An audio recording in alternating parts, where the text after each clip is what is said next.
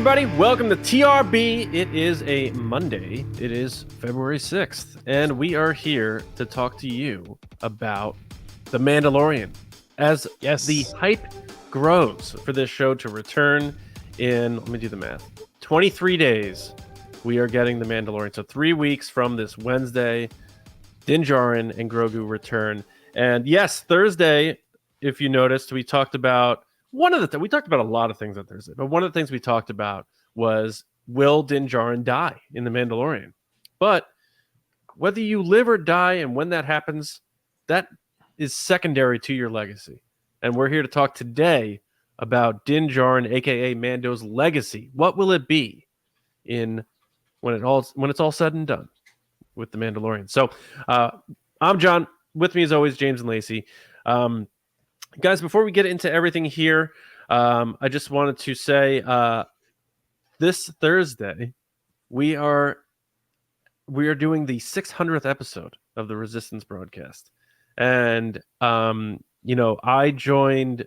Pat Covey invited me to join to guest on the show in episode 66. We talked about Palpatine for like 12 hours, and then the show, me and James sort of took the show over and revamped it into what it has become. And the fact that we're here at episode 600 blows my mind. And Lacey, you've been here for it's gonna be 5 years now. And the fact that the three of us are still here doing it is a really special thing, because I think people sometimes get really sick of each other. But what makes our show so special is we've had our moments. Well, we still do, and as does everybody, as do the characters in Star Wars. But I think what's really special about our podcast is that how the three of us get on, and it's really cool that we're here to celebrate that.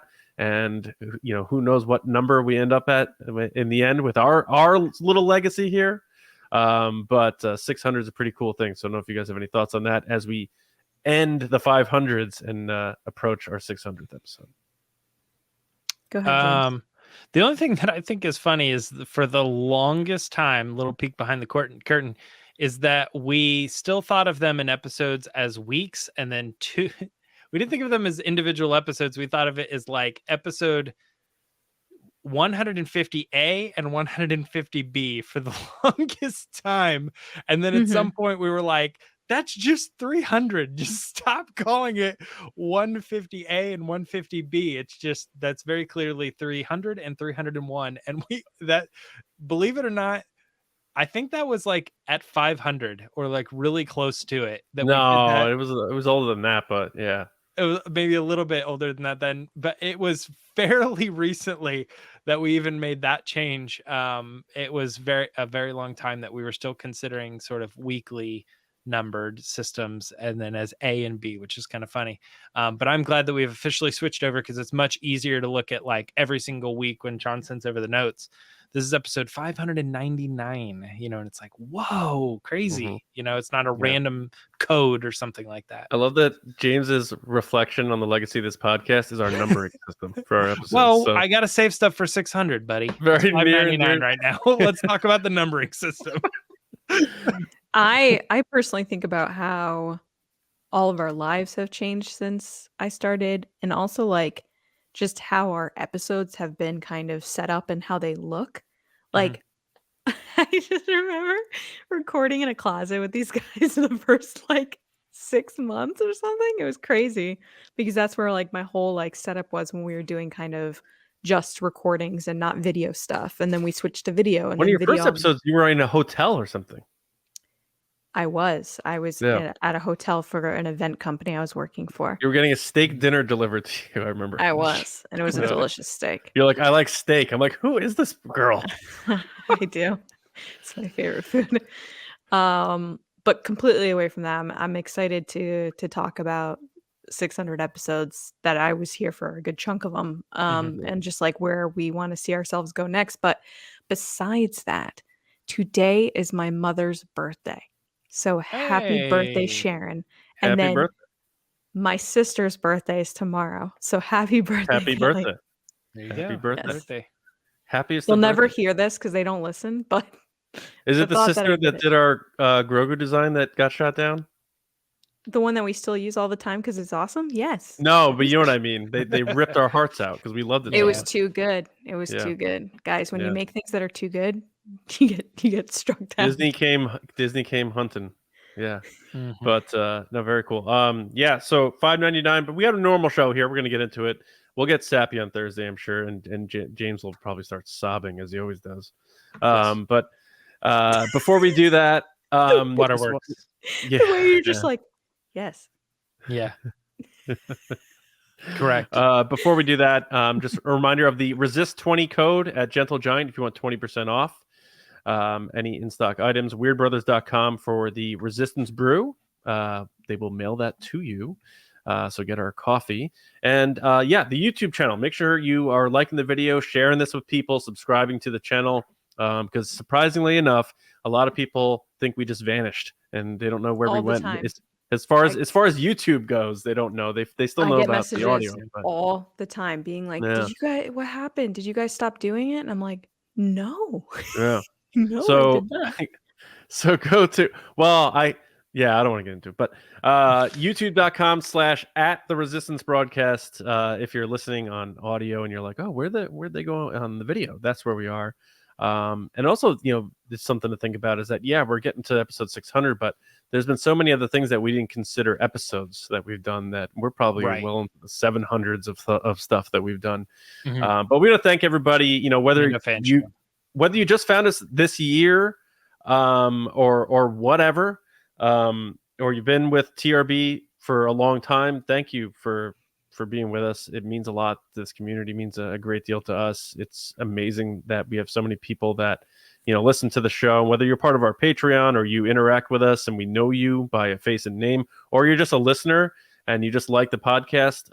We really appreciate everyone's support and you checking out our show. It means a great deal. And tell your friends, Yes. if you have friends or family who like Star Wars and you like what we do, just copy a link, whether it's on Spotify or Apple or YouTube or whatever, and shoot it over via text or whatever, email, and let people know, like, hey, check out the Star Wars podcast, because we don't take it for granted. Word of mouth is a huge way that podcasts grow. So please, if you don't mind, keep spreading the word and telling your friends about us, and maybe they'll tell friends and that sort of thing. So we appreciate it very, very much. We have a really cool show today because we are bringing back a segment that we don't do as often as Will of the Force. It feels a little jilted sometimes, I think. It's sitting on the shelf in the back of the base in the warehouse, and it's like, when are you going to break me out? Today for $5.99er. To close out the $5.99ers, Baze Malbus, we're breaking you out. So James, what's our first segment of $5.99?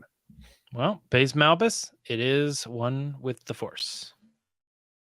The Force is with me, and I'm one with the Force. Oh, please be an Andor season 2. Is that our saddest intro for our segments? It is pretty sad, and then even the words disappear. The violin, like, yeah. Michael Giacchino's like, I'm gonna rip your heart out, and that's like the intro of our segment where we're like, if you got smashed in the face with a pie, yeah. It is pretty insane. Get excited for Star Wars Celebration. We're going to talk about it here in the beginning of One with the Force. The first question this week is, what is one, you get to pick one, cosplay you want to see most at Star Wars Celebration in London this year? Lacey, cosplay Celebration, go. What is I'm going to say mine, and I'm going to guess what John says. Oh, all right. Okay. There we go. All right. Mine is Babu Frick because I've never seen someone do that cosplay. And John's is Jacked Fish because it's the coolest. Oh, look who doesn't know me at all. Interesting. She how is knows you.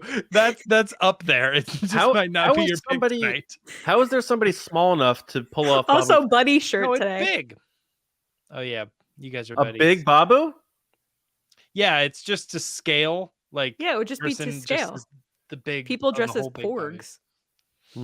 I don't like big porgs. I like things to scale. Oh, sorry. John's now the person at the door of Celebration being like, I don't like big porgs. You can't come in here. I don't like. How about this? Ready for this? Ready for this? I don't like porgs in general. Really. I think don't say. think that with Lacey's, if somebody can do Mando outfit and have a tiny Grogu that does things, you should be able to do a Zori and a tiny Babu that does. Ooh, that would be sick. There Combo. now we're That would be now you're cooking. That's cool. Yeah. Now you're cooking, so John, mine what's your was pick? invalid. And why is it? No. Jackfish? No, mine is wait till she's done laughing. Here we go. James made a good joke. He said, "And why is it jacked fish?" It's not jacked fish. You wish it was jacked fish. There should be a jacked fish cosplay, but that's besides the point. Mine for this year, and I hope someone does it, is Boba Fett on the back of a Rancor. I want to see that. That's So a you good do the one. thing where your legs are the Rancor and your upper body's the Boba Fett.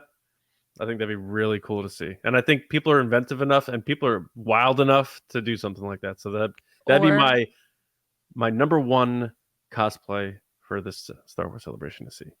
There are a bunch of people that do the Rancor, so they would just have to make a mini Boba Fett to go on top of their Rancor. Nice. But I'm saying, like, do you think it would work if they did the top half of their bodies, they are Boba Fett? Like a penguin jockey? Yeah, when people do like Inflatable costumes that they're they're like riding riding something. Yeah. Yeah. I think that'd be kind of cool. Or like the Frankenstein that's carrying the doctor or whatever. Or the alien. Yeah. Yeah, that's funny. I was also thinking too, because we've had celebrations. My real answer is Jack. My real answer is Jackfish. We've had celebrations since Book of Boba Fett, so there probably were people that did the like a bantha thing. Yeah. Probably already. Yeah. Mm-hmm. Now this is for me. This is one that's probably been done because it's an older cosplay, but it checks out. I'm gonna go with Grumgar from Force Awakens.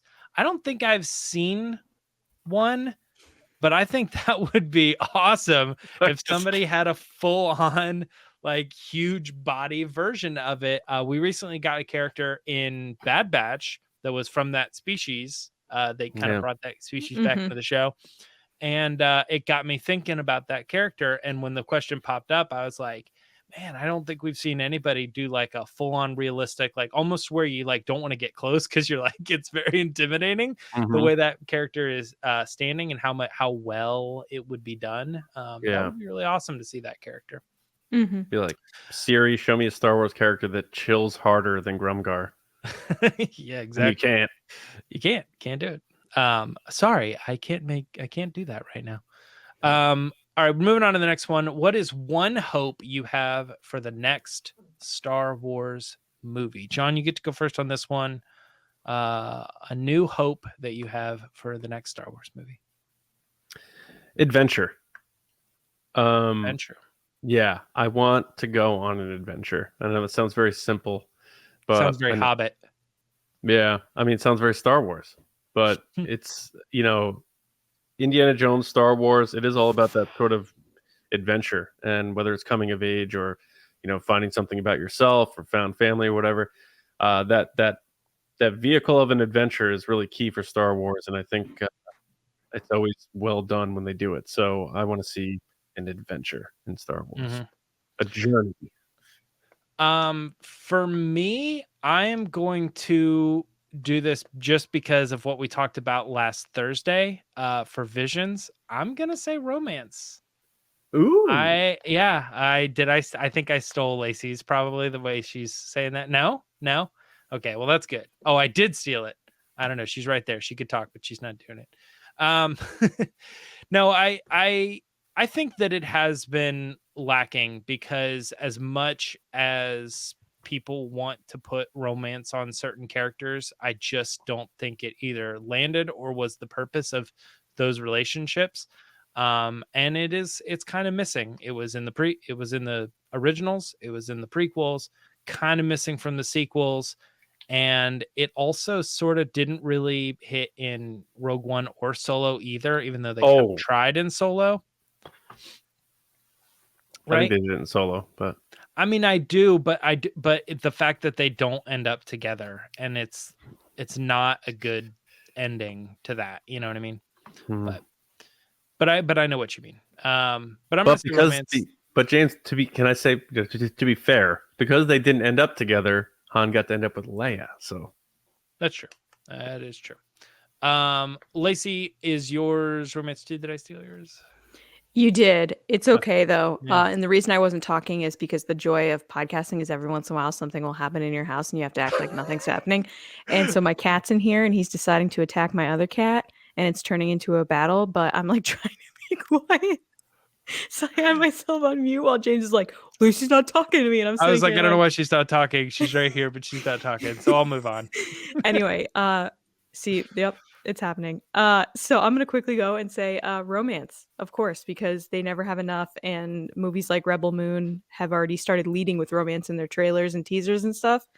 It's what Disney and Star Wars specifically are missing out on. Yeah. So adventure and romance, let's get it. We're all excited. Another question we got here is, what character from a non-Star Wars movie or TV franchise would fit perfectly if they were just dropped right into Star Wars? Lacey, I know your cats are going crazy, but I'm bouncing right back at you on this one. What are your thoughts? Sorry, what was the question? The question is, if a character from a non-Star Wars movie or franchise popping into Star Wars, what's your one pick? Oh my gosh, non-character. I'm like totally thrown off and blanking. Do you want me or John? Go to John first. You want a second? John, what's your one character? I mean, I wanted to say like Jack Burton, Kurt Russell's character from Big Trouble in Little China, just because I feel like because I always wanted Kurt Russell in Star Wars. But I'm gonna say Hagrid from Harry Potter. I think Really? Yeah, I feel like he would fit sort of right in with the aesthetic of Star Wars. He's like silly, but he's got that heart to him, and he could be like someone like kids rely on for help. And I think Hagrid would, like, if you plucked him right out and dunked him in there, he would fit right in. You wouldn't be like, that's weird. You'd be like, oh, okay, I can see this guy in this galaxy. So I'm going with Hagrid. So I took it in a little bit of a different direction, obviously still doing the same thing, but yeah, that pick is interesting.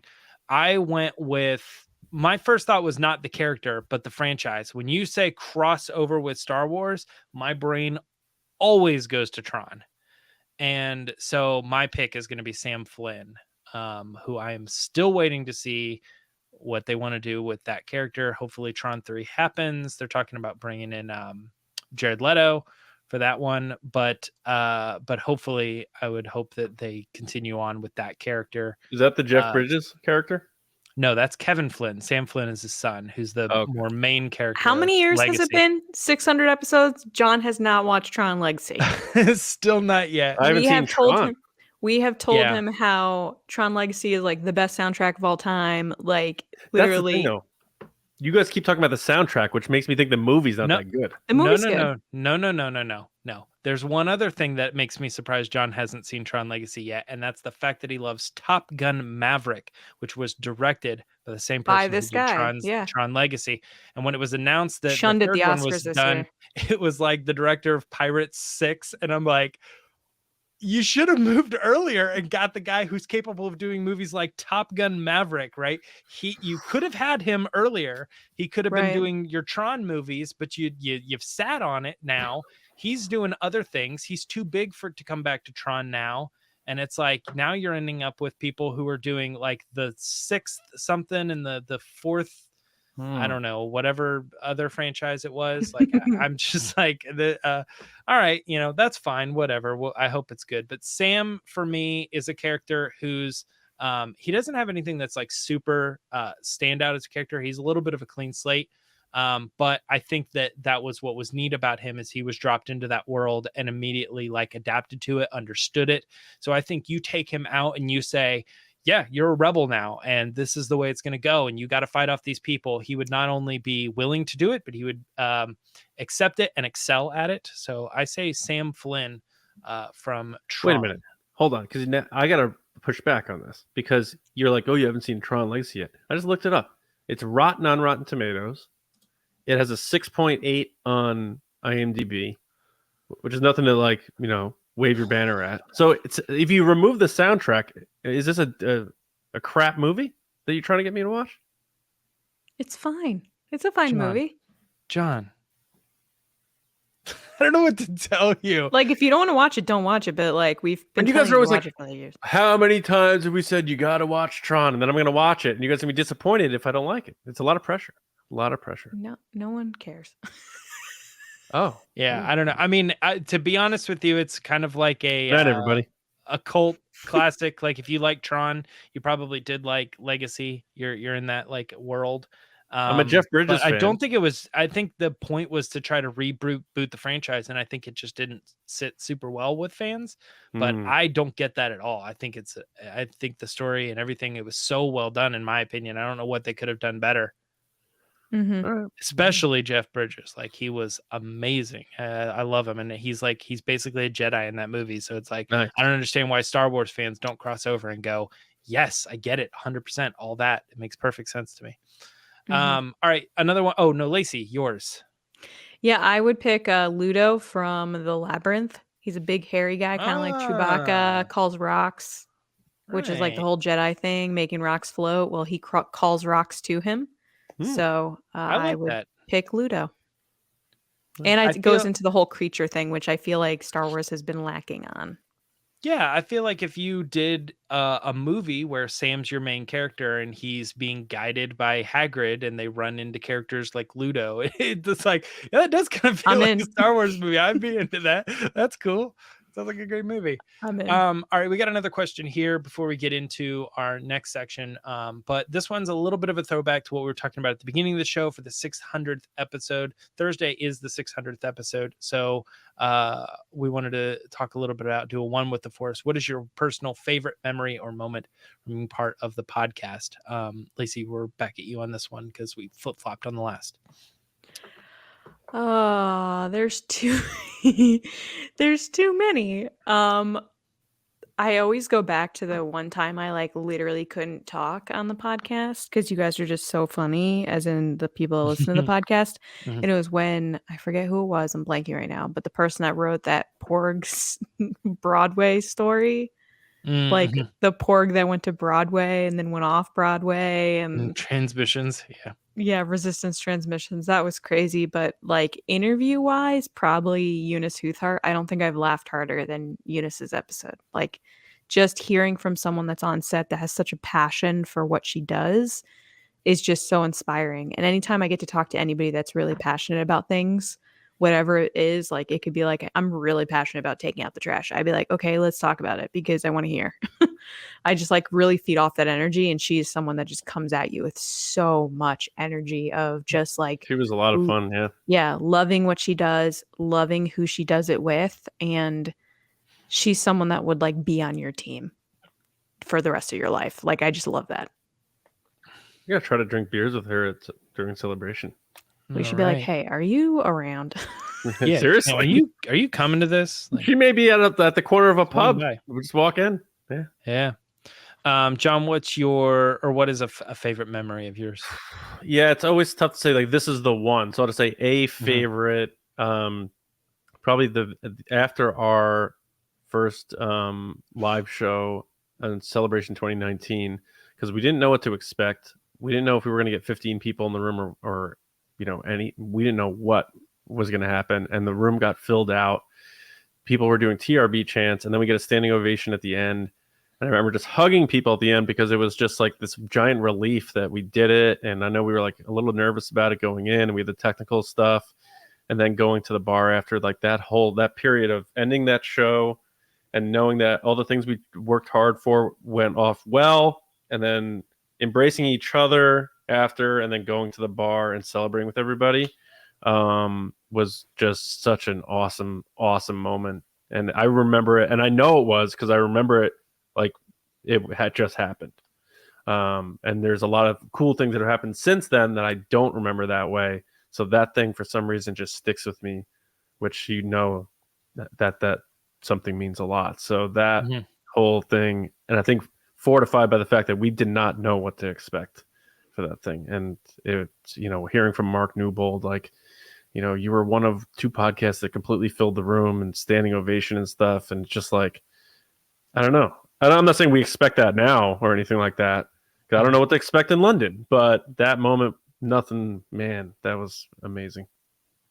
Yeah, mine is sort of similar to that. I often talk about one of my favorite things about being part of the podcast was being able to be in Galaxy's Edge and kind of sit there and just like relax and kind of look around and live in the world of Star Wars, where usually if you're on vacation, you don't get a chance to live, because I don't live around that park. So being able to go there and not have like a schedule and just kind of be able to sit there and enjoy it was a different experience. But the one I'm actually going to pick though is our event that we did at that celebration, which we scheduled and stuff, because it was, I mean, it's one thing to Anaheim, you're saying that? Yeah. Yes. Yeah. It's one thing to, like, you know, we're talking about the panel that we did before and we're getting ready to do. It's like we submitted something and they said, yeah, you can use our stage and stuff. But man, you guys don't even know, like listeners, you don't even know like how much went into like, we needed a stage, we needed a venue, we needed a PA, we needed chairs, we needed to think about what it was going to be like when people got there. So they needed drinks, they needed access to food, it was like we were building a house or something. And just to be standing, like sitting on that stage and just looking out at every aspect of it, like people showed up, they're excited, they got all their gifts, they're in the chairs that we organized. There's people that we have known, like for instance, Clayton Sandell, one example, but like there's a person, you know, there's people out there that we've been friends with in the industry and stuff. Even the guy like running the sound, the PA, that, you know, we're standing on this stage, the stools were specifically chosen, these stools, like every aspect of it was something that we worked really, really, really hard on. And it was all right now. All of it was right now in this moment. I mean, there was a live stream and cameras recording, multiple cameras recording it, everything. It just all went into that one moment. So that's it right there. Yeah. Nice. And then the photo backdrop and everyone. Oh, like, that, yeah. I was thinking and... that while you were talking too, to set it. Yeah, I forgot about that. We did that whole, I didn't forget about it, but I forgot to mention it was when it was my turn. Yeah, that huge photo backdrop with the logo and everything. And also, like, we say this a lot, but we always try to make sure this podcast is family friendly. We had kids from ages 6 to 70 at that show, and that's really cool. Really cool. Less than 6, right? Even. Oh, we had that little girl who was like 2 or 3. She was right? 4. Or whatever. Yeah. Yeah, she was really young. I was thinking of Charlie. He was like 6 or 7, I think. But guys, yeah, that's it for me, and that's gonna wrap up One with the Force. We are gonna head into our next section, though. Lacey, introduce this, and I actually think our PodRacer was there that night, so I'm very excited because I got a photo with double sunglasses on this character. What's our? It's time for the Patreon pod race.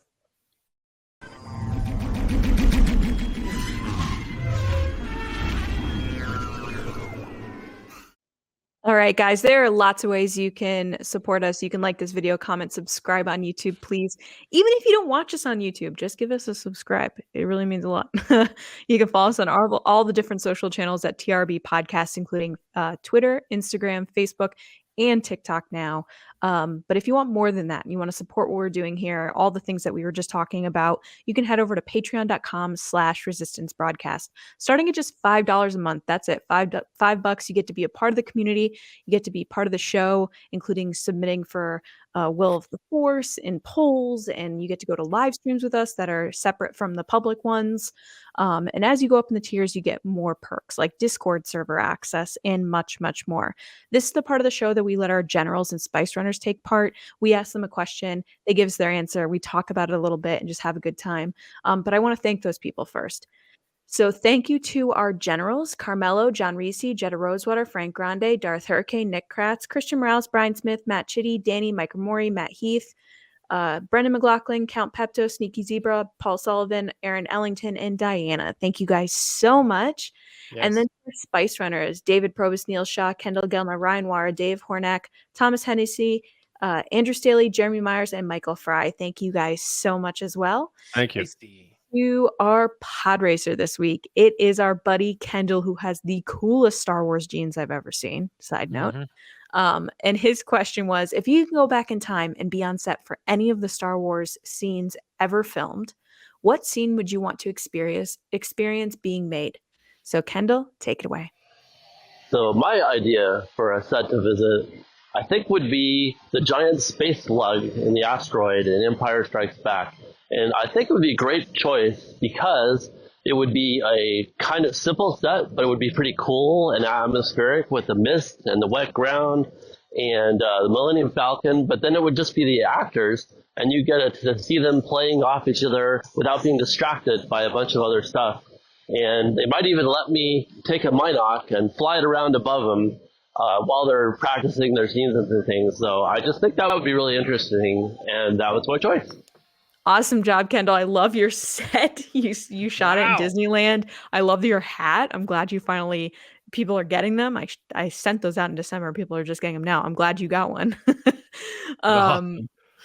I loved your answer about like the whole people thing and seeing people in their craft and doing what they do best. Like that's such a unique and fun answer. I think I'm guilty of this too. The natural response is like the biggest, best set ever. I want to see whatever this is, you know. But to say, hey, it doesn't matter where it is as long as I'm with specific people watching what they're good at and what they care about. Was a really nice answer. And the Minocs are so creepy, but I'm glad you enjoy them. John? Yeah, Kendall, it's something about you. You always just have this sort of positive disposition about you, and I think like when we sort of bumped into you when we were at Disneyland, and we, you were rocking your Star Wars jeans and stuff like that. It's just like it's just cool, just like running into you. Yeah. But in terms of your answer, first of all, I'm glad you like the hat. Thanks for rocking that. That's very cool. I gotta get one of those now.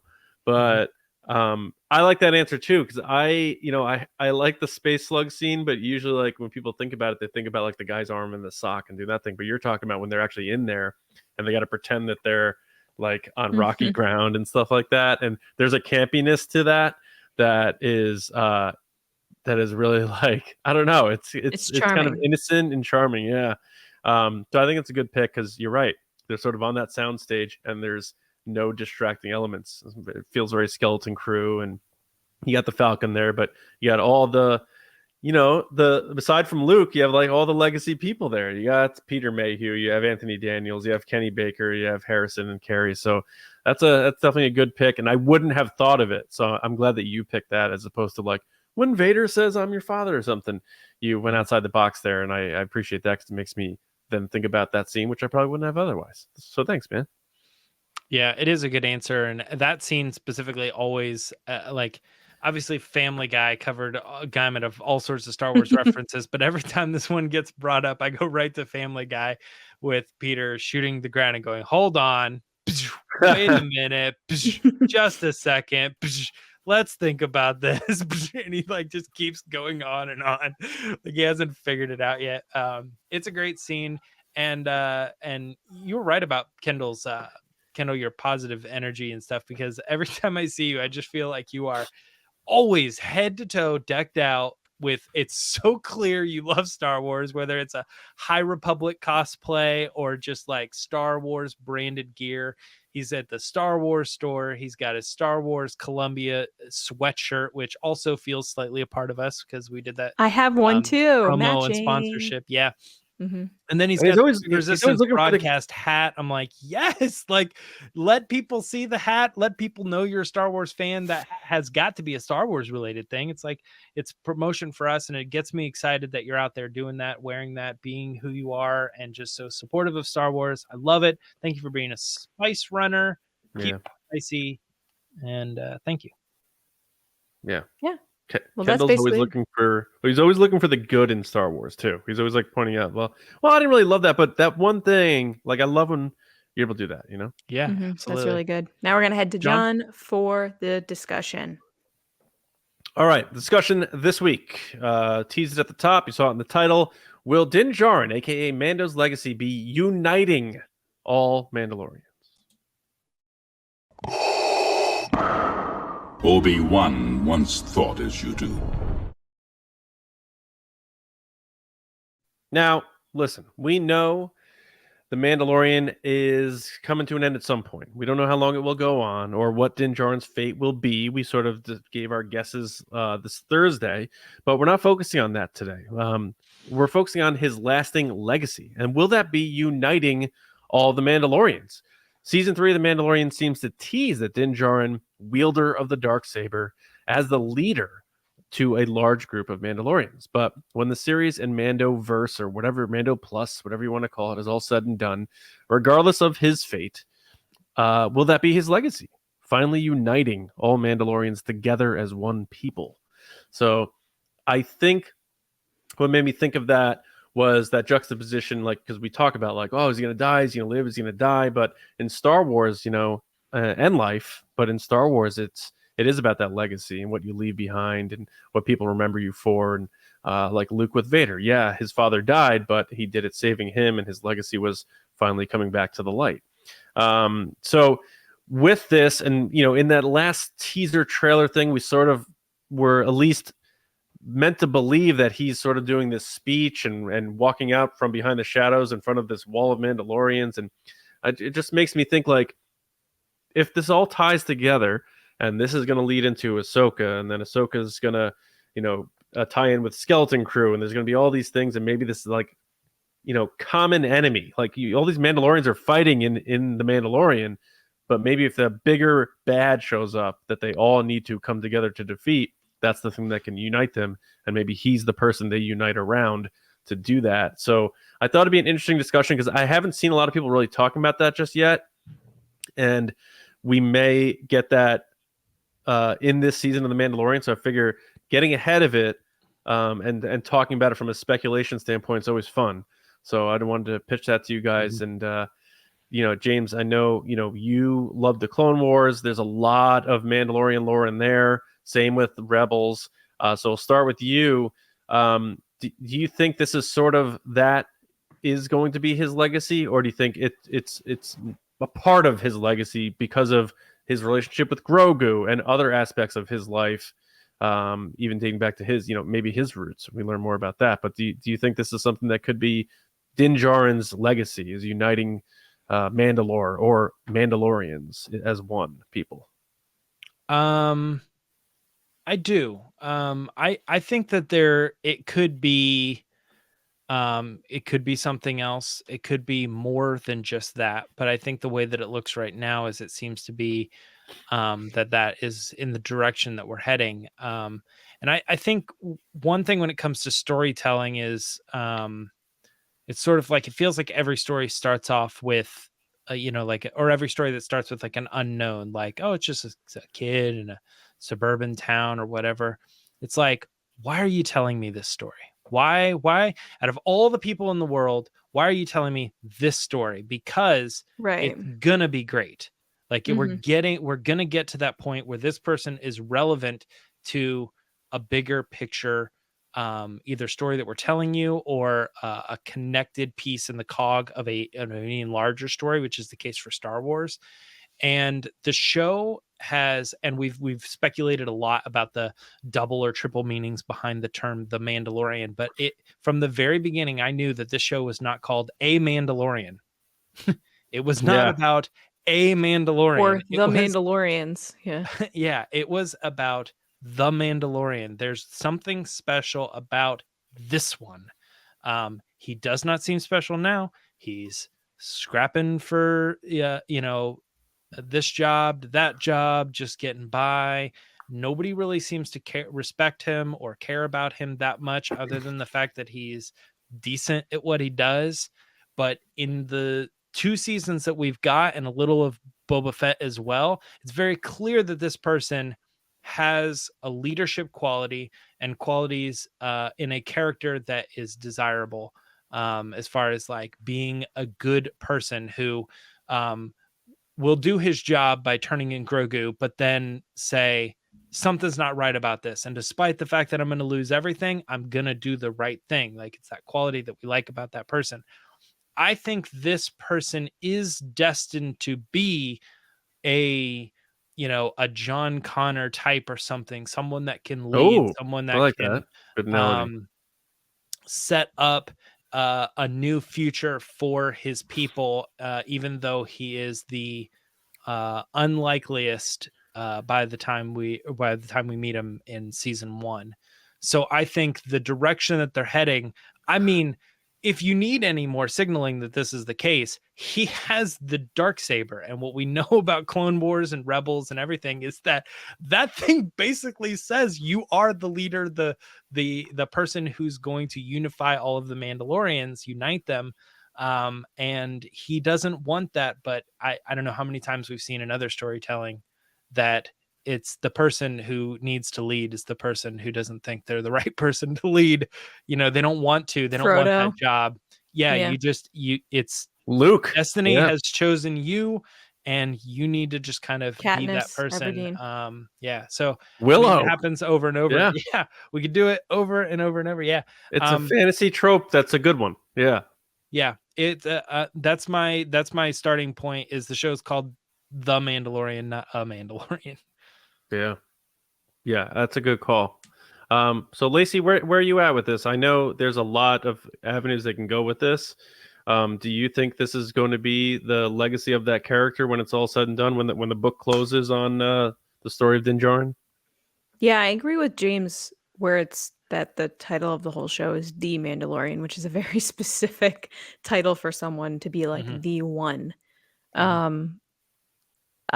I think from the season 3 trailers and teasers we've seen so far, he is standing with a bunch of Mandalorians, and he's talking about like, this is our time to come together, and like we have to find the other Mandalorians, and he's talking about going back to Mandalore. So I think there is a case of he was that reluctant hero in the beginning, or someone that didn't want to get involved, and ultimately made the right choice and put him on the course to becoming the hero he needed to be. To what the galaxy needed him to be. And I think James was completely correct in everything he said, that like it's difficult to look at the name of the show and the journey he's taken so far, and the fact that he has the Darksaber, and not think, of course he's going to unite all the Mandalorians. But that doesn't mean it's going to be easy. That's the thing here. Is like, yes, that will be the end game for this character. But I don't think it's going to be easy for him, because clearly all these Mandalorians think differently, from, Children of the Watch to Bo-Katan to all these other ones. We see this whole group of Mandalorians attacking Navarro and like basically leveling it in the teasers. So that's something that I don't think his crew would do, because they were the ones that were like living underneath Navarro at some point. Like, I don't think they'd destroy their home, although they did destroy it in the sense of protecting their own kind with the Mandalorian in that first season in episode 3. But I don't know. It just seemed like he's got a lot of work to do. There's a lot of work ahead of him to unite everybody. But I think that's the ultimate goal here, because you have him taking on this like somewhat religion or view of what he should be a part of, knowing that their whole world and everything they had known before that point had been destroyed. His world had been destroyed. Mandalore had been destroyed. So he's basically a part of this one subsect of the Mandalorians. And now he's got to say, okay, I'm a part of this group and we don't take our helmets off, but like we should all work together. Well, the people that do take their helmets off are going to be like, why would I ever listen to someone that doesn't even take their helmet off? So it's going to be very, very difficult. And I think this season is going to touch a lot of that. Season 3 of the challenges of being around people with different viewpoints. And I think that's a very interesting kind of reflection of the world we live in now. I think Star Wars is once again reflecting to us, like, not everyone has the same view. Not everyone like will get along perfectly, but that doesn't mean you can't work together for a common good of taking down the empire, the common good of saving what you all stand for at the end of the day. But yeah, I think ultimately he will unite all the Mandalorians, and I think we're getting a glimpse of that in season 3, and it's only going to be bigger because he's kind of collecting friends as he goes along. Yeah, it's like I forget what movie I heard this in. It actually might have been, believe it or not, an episode of Scrubs. I think it was a line where Kelso says to JD says nothing worth having comes easy, and I think that's that whole aspect of it is like, getting people to unite is almost an impossible task, and the only way, like, I always felt like if we ever had world peace on Earth, it would be if there was an alien invasion.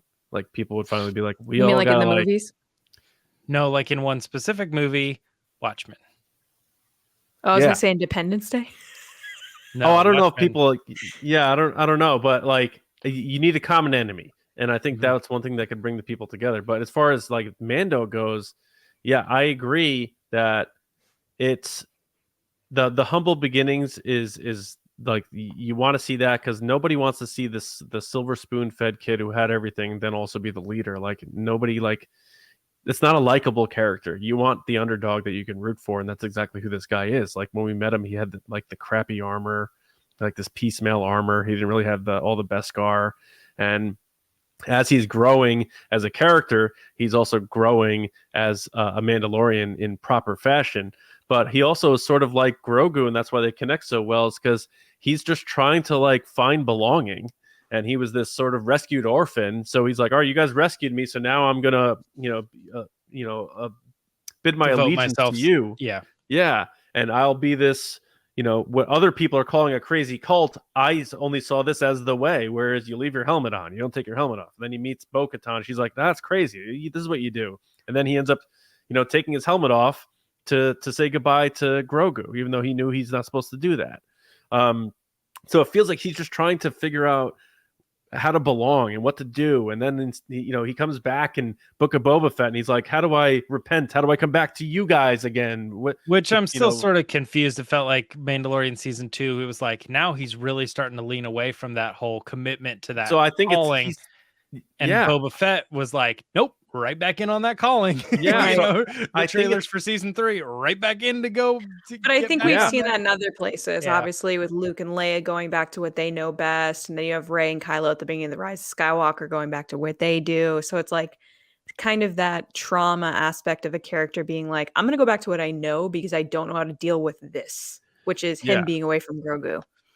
And I think the importance of him having this sort of legacy beyond the obvious, which is it's his show, he's the star, it's the biggest show for Star Wars right now, is, Grogu is going to go on. No matter what happens to the Mandalorian, whether he dies in a rocking chair at 80 or if he dies in a blaze of glory for the cause, for Mandalore, or to protect Grogu, we're going to see Grogu in future stories, and it's going to twist our mind up and really make Star Wars feel real when we see Grogu talking to Rey about Din Djarin, who Rey has no idea who this guy is, and it's going to like kick us in the chest, right in the heart, when we hear Grogu speaking, whether it's through his own language or it's basic or whatever, talking about the legend of Din Djarin and what he did for the galaxy.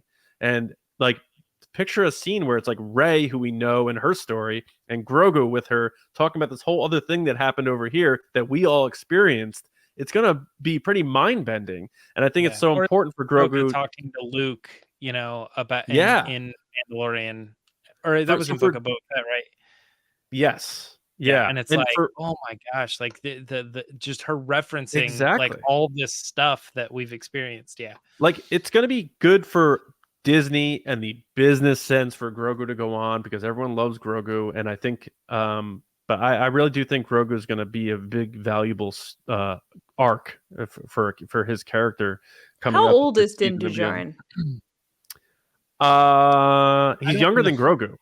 He's younger than Grogu. I don't know that we have a thing, so you just kind of, I assume it's got to be close to what Pedro Pascal is. So I would say 40s. Yeah. I'm just curious if he's like Han Solo's age, which would put him at a certain age there, which then around sequel trilogy would put him at Han's age. Because I know, John, you're determined that Din Djarin's going to die. So you were just talking about him being dead and Grogu talking with Rey and telling her about Din Djarin. Well, that would be, yeah. So Wikipedia has him born before 19 BBY.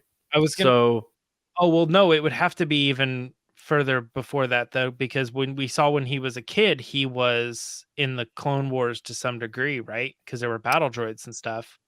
Yes. So yeah, I mean, without question. But they're saying like our marker is, it's definitely before, 19 PBY, so before Revenge of the Sith, before Order 66. So he was around like when all that was happening, but he was, however old. It's indeterminate. So, I mean, if Wikipedia doesn't have it, then I doubt it's been established, and maybe they're waiting to reveal that. But I'm just saying, by the time you add 30 years to the time we're seeing him now, he would be older. He'd be in his 70s or something like that, and an older person. He could be alive, maybe. But I'm just saying, for the sake of Solo's age seems right. That's what I'm saying, is because Han Solo was like 70 in TFA. Yeah. Yeah. So if they jump ahead 10 years, then it'd be 80. So I don't think he's gonna be flying around on jetpacks at 80 years old. So whether he lives or dies or whatever. Chip, yeah.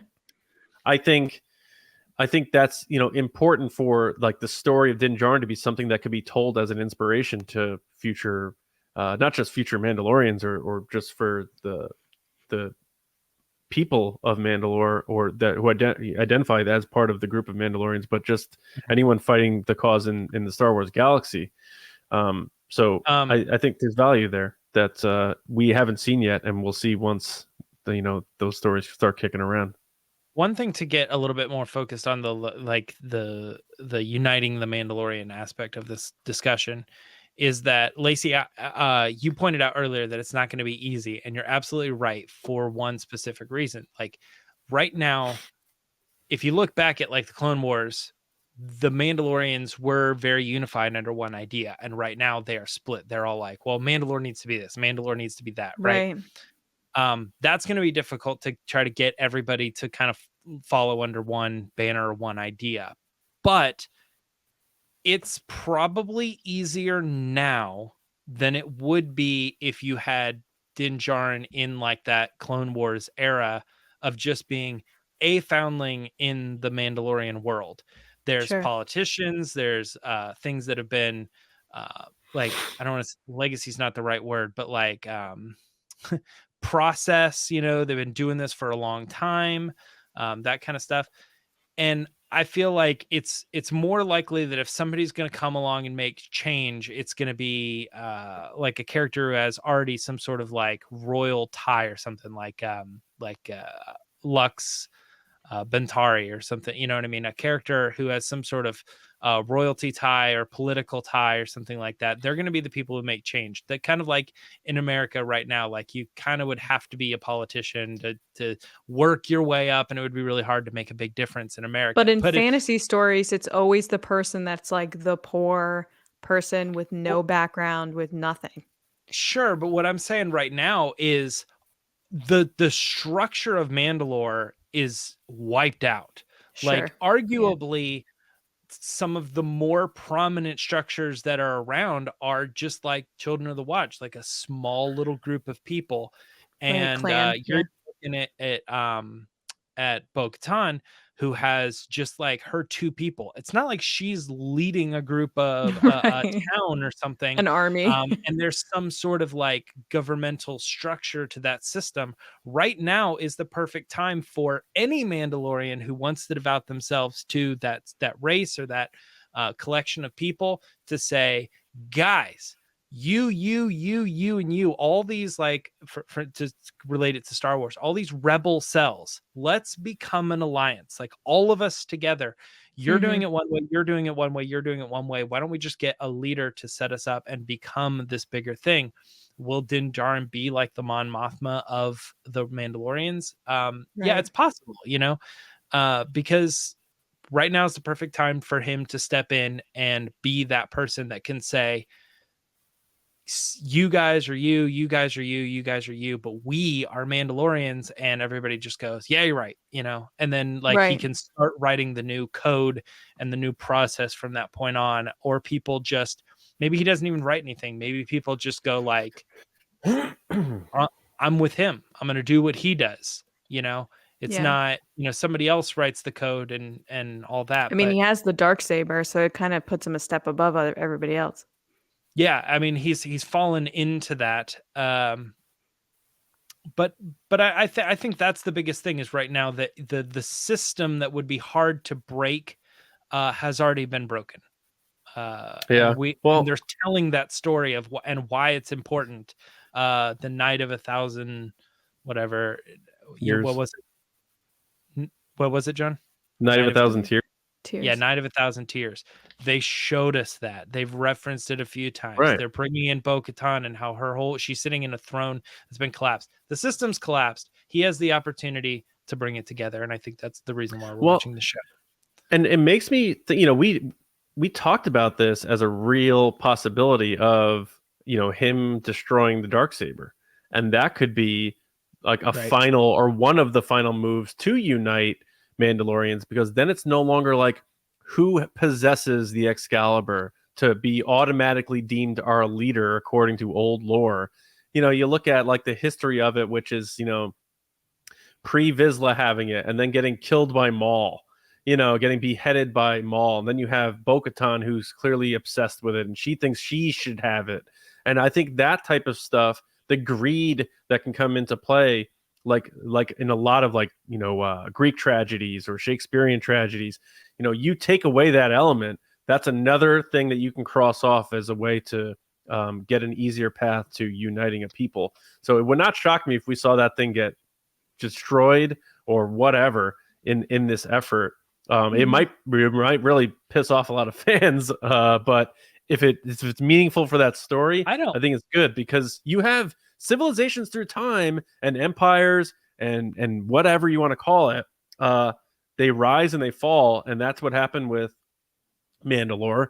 And we haven't even introduced the aspect of Sabine coming into this story, and her history, Clan Ren, and I read up that she was part of Clan Vizsla when she was young or something like that, and it's very hard to wrap my head around that stuff. But I think them putting that in his possession when he didn't want it, we've seen that too in a lot of stories, like Game of Thrones. Jon Snow, he didn't want to be king, but they're like, well, you have to be because it's your birthright. And it's like, it's that unlikely hero. Anakin didn't want to be the chosen one either.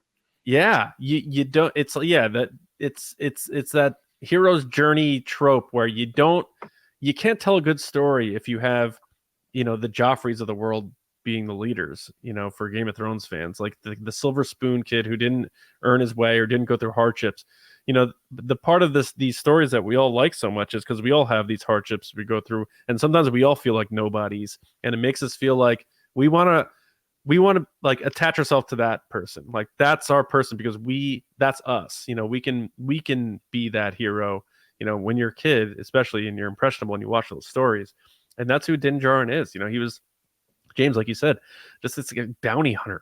He was just like Boba Fett was. He just doing these jobs for money, and he had crappy armor, and he didn't really know what he was doing, and he didn't really he would check it. Like he would walk down that hallway to the Children of the Watch or wherever he was, and they're all like looking at him, and he was like a guy, a construction worker, punching his time card and going home.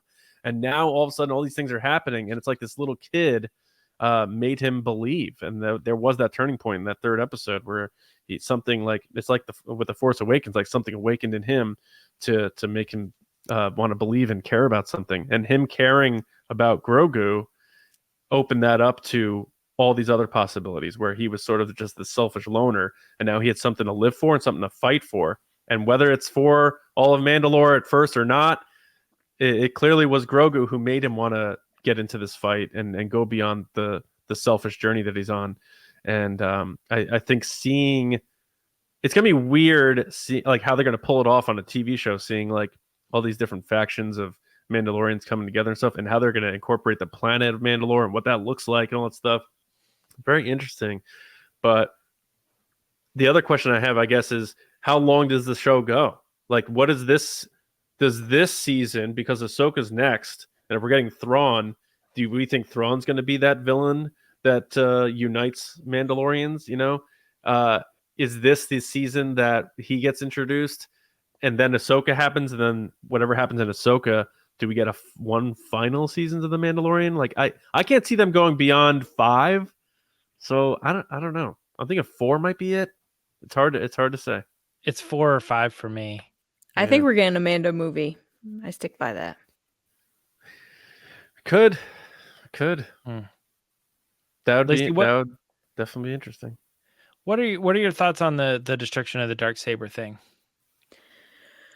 I think it definitely has to happen because it seems like it's like this thing that's kind of hanging over everybody's head. Pun Yeah. intended. Where you just like, it's always about like, oh, who has it? I want it. Who's gonna have it next? How long am I gonna need to have it? And you have this character, the Mandalorian, who doesn't even want it. He's like, I don't want this. And you But can't give it up. Yeah, you can't give it up. So the whole thing is like, it reminds me very much of like Frodo, who didn't really ask to be given the ring or to take on that challenge, but like he was the person that had to do it. And the Mandalorian is that person. And he didn't start off being probably the perfect choice, but he's grown to become that choice. And like I said, like he's been picking up these friends along the way and been finding his like found family, which we love so much in Star Wars. And when John was talking earlier about that episode 3, I just thought of the clip where he's sitting there talking to the client and they kind of wheel Grogu away or float him away and Grogu turns to him and just yells and goes like, eh, like, and they like take him away. Remember how sad I was? But yeah, there's just something so interesting about a weapon like that someone doesn't know how to use it, doesn't really want it, doesn't understand the power that it has, not just the power itself, but like the power of lore. I think it's got to be destroyed at some point. But the question is, will he destroy it before he unites everybody and defeats the enemy, or will it be after? Yeah. So like, will that be the thing that's like, once the battle's done, he's like, okay, I'm going to get rid of this now. It can't be destroyed by unwillingly. Like one of the Mandalorians, whoever has possession of it, has to be the one to destroy it, or it's for naught. It has to be, we want this to end. Like Thrawn can't get it like destroyed somehow. No. That wouldn't work. It has to be them. So I do have this kind of pictured in my head, like some sort of thing where he does destroy it to bring everybody together, sort of like a like it's a big moment in Endgame when Cap gets the hammer, right? But later in the movie, the bigger moment is when Cap is alone and everybody like unites behind him, kind of thing. So it's like, I was gonna say like Lindsay Lohan in Mean Girls when she breaks up the tiara that everybody wanted so bad. Oh my god! But a similar meaning there. But I'm picture him saying like, this makes me strong, or does this make me strong? Kind of thing. And then he like chucks it into the lava or something, and he says, but all of you or all of these people make us strong, and then you see him come up over the mountain or some bigger thing that it's like, this thing is supposed to symbolize something, but it doesn't. It only works for an individual, and Mandalorians don't work as individuals. We work as a group, and you see all the hero moments or something. But it does make me wonder, he didn't want it when he got it, but are we going to see Din Djarin carry the Darksaber through the rest of the series, and have that storyline where he like earns it or understands it more? Or are we going to have season 3 be sort of an Empire Strikes Back where he loses it and loses a fight and it ends in a dark note, and then season 4 or 5 or whatever is about him being like, no, I'm getting that thing back, and he earns it back, leading to him understanding the meaning behind it and unifying people through that method. Which one do you guys think? I feel like it needs closure. I feel like because it's Tar Vizsla created the Darksaber, and we still have Vizslas around, like Paz Vizsla, I think is the guy Favreau plays now. Yep. And he's like, it's my family's birthright. Like, if you keep that thing around, I think it's going to keep causing those types of problems. Like, it'll be decades later, and there'll be Mandalorians saying like, well, that should be my family's now. And there's always going to be that greed element. It's like human nature to want things, and to survive. And to survive, you need power. And it's like, it's sort of like the dark side. The Darksaber is sort of like the temptations of the dark side in a way, except it's an object and a symbol. So I think it has to be destroyed. I think it'll be a monumental moment, and it could really hit home and be a powerful live action moment in Star Wars. It has to be done in live action, no doubt. So I feel like it has to be done. I don't know that a lot of other people are talking about it. Maybe other people, it seems like an obvious thing for people. I know we've been talking about it for a little while. But there's going to be a turning point besides the Darksaber, because you think about his interactions with all these other people, like the Armorer and Paz Vizsla and even Bo-Katan, where he feels like the rookie in town. And he's like asking, like they're telling him how to be a Mandalorian and stuff like that. And there's going to be that turning point in this show, whether it's this season or fourth season, whatever, where they're all going to turn to him. Like, what do we do?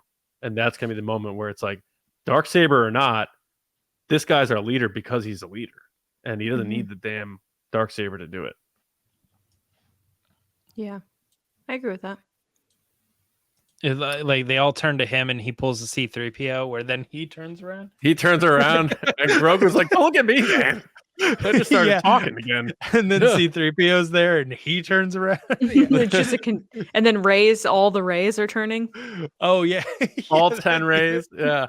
Now that, to round it out, that was a really good cosplay I saw at New York Comic Con. There was a guy who dressed with up all as the all Rays. the Rays. Yeah. That was really good. Yeah. So I think All that's of a good. all of the Rays. Unless you guys have anything else, I know we're up on time, so we can obviously continue this after season 3 to see what it means. So I think this is, we say that a lot, and we do revisit a lot of these discussions. But I think this is one that we can should revisit after seeing. Well, my quick thing is I don't feel like you guys answered the question of, do you think that season 3 is an Empire Strikes Back where he either loses the Darksaber and has to gain it back, or do you think or in general, do you think that this season there's any potential that it ends on a bad note so that we get season 4 and it's another rise?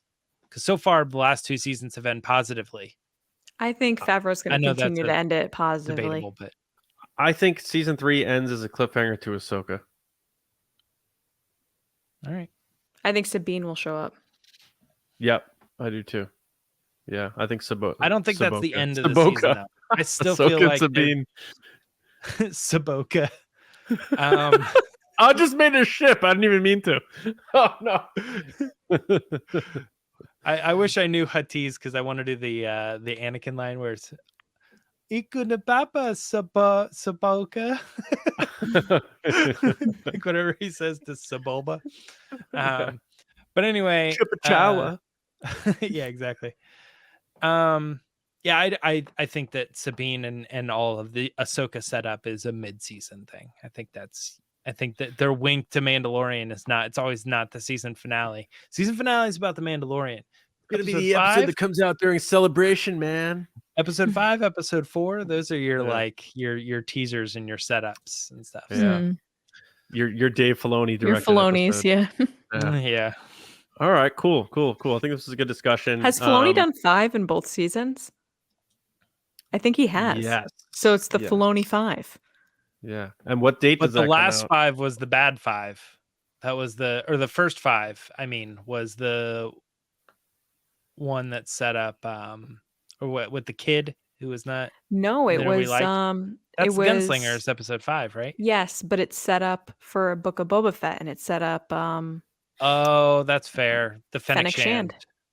Which again, I said she was alive. The 6th episode of season 3 will come out the Wednesday when we get to Celebration. So it'll be what is the bet that Filoni's doing the 5th episode?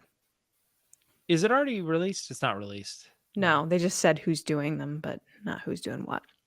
Anyway, this was a good chat. Yeah, let us know what you think in the comments. Hit us up if you're a patron. We'll see you in Discord and we'll talk all about it. Love doing that with all of you there. We're going to obviously have the Mandalorian specific spoiler channel back up and running for this particular season. And we're excited to talk to all of you there. And anyone who's listening and watching and part of TRB, let us know in the comments on YouTube. Make sure you subscribe to the channel, like the video, or Twitter or anywhere on social media, TRB Podcasts. Hit us up there. Let us know what you think of this discussion. And do you think we're even right? Do you think that this is going to be Din Djarin's legacy to unite all Mandalorians, or do you think there's something else? So we enjoyed that, and we hope you did too. So that takes us to the end of the show. So as we said before, make sure you're subbed, make sure you share, Make sure you spread the word about our pod, and we appreciate that so much. And get ready for Thursday because we're gonna have our 600th episode of TRB. I imagine it's going to be longer than your typical episode because we're going to get reflective and sentimental, but also talk about the latest Star Wars news and all that good stuff. But until then, you can find me on Twitter at Johnny Hoey. And I also have a movie podcast where I talk about non-Star Wars movies called Just Like the Movies, available on all your favorite podcast apps. And we're putting out an episode on Roadhouse tomorrow. Let's check that out. Lacey. People can find me on Twitter and Instagram at Lacey Gilleran and on TikTok at It's Lacey Gilleran. And also, I've been working on a little side thing soon, so stay tuned. It's another podcast, but it has nothing to do with Star Wars. But it should be fun. Exciting. I don't even know what it is. This is a big reveal. Is it? I don't know. You haven't told me about it. Sort of. I've mentioned it. Yeah, she's mentioned it, I think. James, what about the Cincinnati Football Club podcast? Yes, Football Club Cincinnati. No, the Apple subscription went live and everything, so I am signed up. I'm ready. I'm getting excited. Season starts the 28th, and yeah, that's a good. But if you guys want to talk about that or Star Wars or anything else, at Myra Trunks on Twitter and Instagram. You know when people on Twitter and social media make the joke like, "Oh, I'm going to make this my whole personality." Like James really said, like, "I'm going to make this my whole personality." The whole thing. Yeah. It's just that I am when you football now. Yeah, when you want Spanish to spelling of football, soccer now. When you want to get into something, you got to get into something. I did it with Star Wars. I did it with. I appreciate that 100%. I love it. Yeah. Just do they get mad at people in London if you call it soccer? Do you have to call it footy? So that was sort of the running joke for the World Cup this year is they had I think Peyton Manning and David Beckham, and they were going back and forth of it's called soccer, football. It's called football, and they were arguing back and forth, and it was like an ongoing set of commercials and promotion for the World Cup. They were the two like spokespeople for it, but that was the joke. Yeah. It doesn't make sense why we call our football and we call our football soccer. But that's what we do here in America. All right, guys. We will see you Thursday for TRB 600. Very excited. So we hope everyone has a wonderful week. And we will see you, as always, next time right here on TRB. See you around, kids.